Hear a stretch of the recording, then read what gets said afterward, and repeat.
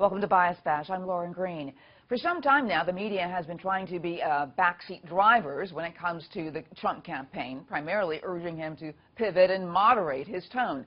Well, the Trump campaign seemingly is heeding that advice, and it is leading him into dangerous territory when it comes to alienating his core supporters. And this is leading many to speculate that the media still doesn't understand Trump's base. Joining us to discuss, senior Washington correspondent of Talk Media News, Justin Duckham. Welcome, Justin.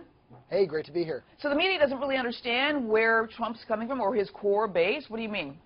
I mean, the media has been saying for a while now that he should have done this pivot, that he should have reached out and tried to moderate his tone. And now that he has essentially successfully followed their advice, he is going now between a very dangerous place.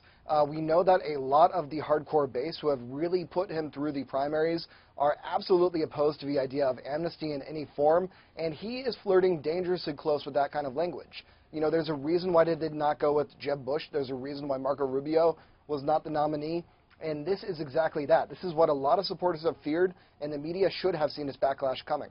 Now, does the media smell a possible Trump victory in the presidential race, and then now they're trying to sort of, okay, well, bring the rest of us along if you're going to win. We want you to, kind of become more of a politician. What do you think? I don't think that they were trying to sabotage him or, really expecting him to actually take their advice.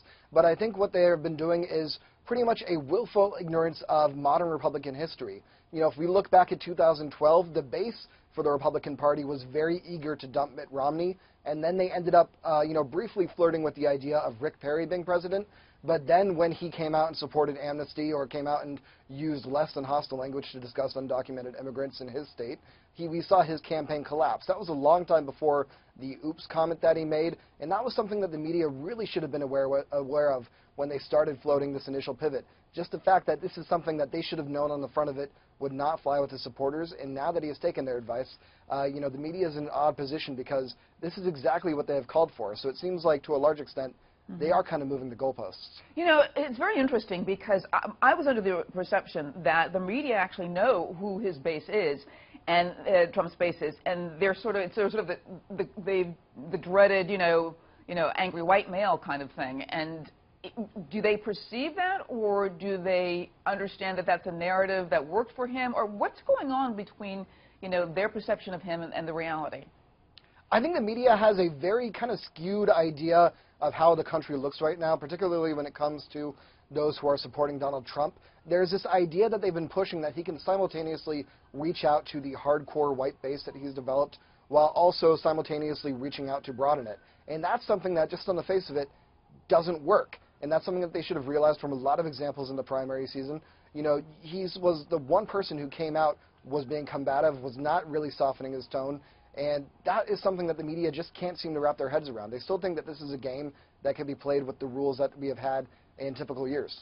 Yeah, the answer, the question, though, is this moderation actually going to get him more moderate votes? I don't think so. This is a situation where he has already established himself along certain lines. He has already given way too much footage for a lot of people who are opponents of him to cut together some very scary campaign ads. And I think, trying to turn the ship around when there's only about 75, 74 days left in this election is, a pretty perilous task. But, we have seen weirder things happen in this campaign, but at this point it looks pretty unlikely. All right. I want to thank you so much, Justin.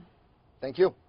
And if you want to hear more media analysis on the week's top headlines, catch Media Buzz with Howard Kurtz, Sundays at 11 a.m. Eastern and again at 5 p.m. Eastern on the Fox News Channel. I'm Lauren Green, and thanks for watching.